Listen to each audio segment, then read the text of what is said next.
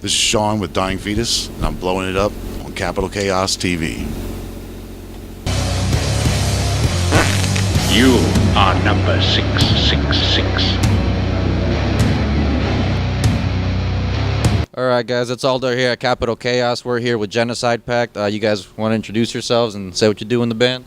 My name's Connor. I play drums. I'm Tim. I play guitar and sing. This is a question I like to ask a lot of bands. It's interesting, especially with extreme metal. But what are some non-metal genres or what that you guys listen to that maybe influence your music, or you just listen to get pumped up for the show, or does it influence your music at all?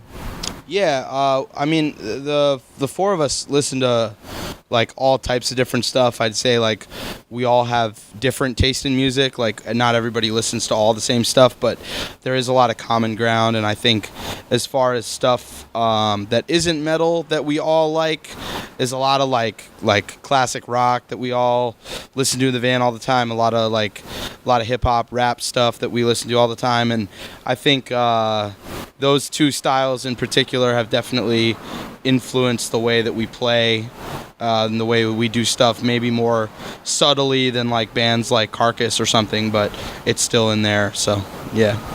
No country music for you guys? A little bit. We're all big fans of Nico Case, which is kind of like alternative country. Some of the older stuff, not too much like mainstream pop country, but you know, we love like Hank Sr. and stuff. Oh yeah, I love him. We like our bass player Nolan listens to a lot of like Johnny Cash and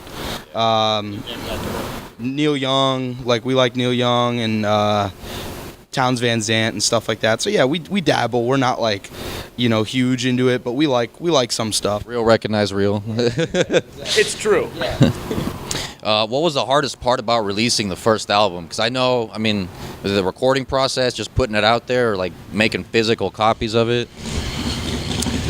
I don't know. I mean, I think the first album we didn't put...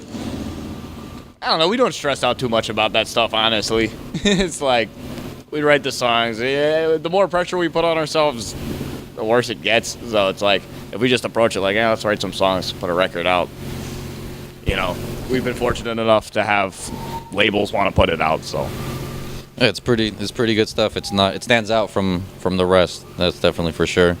Oh, also, since we're in California and it's legal now, do you guys dabble in the marijuana? Talk to this guy. Well, I guess Connor kind of heavily implied that I do, so do with that what you will. You know, everybody has their vices. It's interesting to see like a lot of death metal bands, you see the dude's a total stoner, and then he gets up there on stage and it turns into a fucking monster. Yeah, definitely. Was there a lot of anger behind the music, like personal anger? Like, did you bring like your personal, like I guess, aggression into it while you were writing? Was there, or was it just, did you get like emotional as you were writing, or was there just like, you know what, I'm pissed off, I'm gonna go write, or I'm gonna do this with the vocals differently?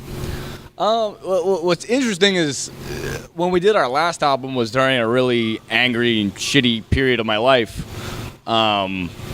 Writing the songs was kind of like a break from that. So it was kind of like, I don't know, I love death metal, I have fun playing it. We practice, go on tour, go into the studio, I'm having fun the whole time. Even though it's like maybe I draw from some of that a little bit, but it's like playing music's like it's a break from all that shit. So it's like a barrier that you kind of it's there to block all this shit.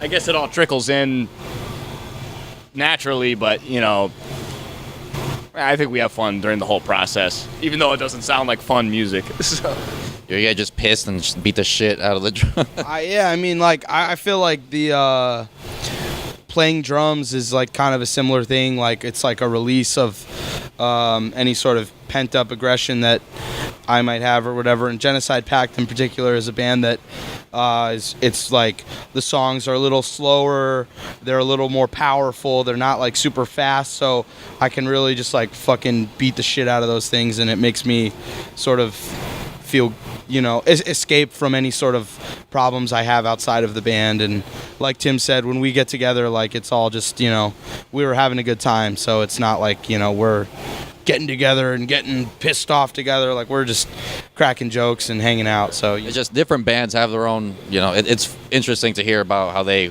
like the warm-ups and just your creative process and everything. I just interesting to learn how it all goes down into the music. The artwork for Forge Through Domination. Can you guys walk me through that a little bit? It was pretty, the first time I saw that, I was like, that's pretty fucking brutal. That's almost like tattoo worthy. Actually, the guy that drew it was our friend Josh. He plays drums in a band called Ilsa. Yeah, he actually grew up down the street from me, Greenbelt, Maryland, represent. And pretty much I just sent him some of the lyrical themes, like a lot of kind of dystopian, kind of apocalyptic, like the fucking, like the skeleton wearing the gas. It was pretty heavy. It was pretty, the bass in my headphones definitely was like doing its thing when I was here listening to that album. Yeah, no, the guy that drew it, he's a good friend of ours, and we kind of sent him some lyrics and kind of the general themes of everything, and trusted him to come up with some brutal artwork for it. So That artwork is what pulls people in, I guess, to the music. I mean, especially back in the day. Not so much now, but for somebody that likes death metal, you see brutal artwork, you're like, I know what the fuck this is about, Also, what has been your worst show experience? how much time do we have? Yeah, do we have, like, how long is the interview? The worst show we ever played was on our first tour. It was in Dallas, Texas. It was the worst fucking show. Like, we've been a band for 5 years. We've played more shitty shows than, we've been in the trenches, so to speak. And, but this one in particular, it was Dallas. It was early 2014. It was fucking terrible. There was, like, no PA. Some of our merch got stolen. The dude who booked the show, like, tried to pay us, like, $12 or something. Like, it was, like, a complete disaster. It was, like, I could talk about it for an hour, but it was, like, yeah, that was easily the worst show we've ever played. No question. Fucked in every way possible. It was bad, yeah. What about, like, weather-wise? Is there anything? I mean, you guys play outdoors at all? Really? All right. We've played 2 shows that I can remember that have been the worst weather-wise, and it's because in the early years of the band, for some reason we would always tour the Midwest in the winter. Always. And 2 shows that stand out. One of them was in Minneapolis. It was like January 1st or something. It was like early January.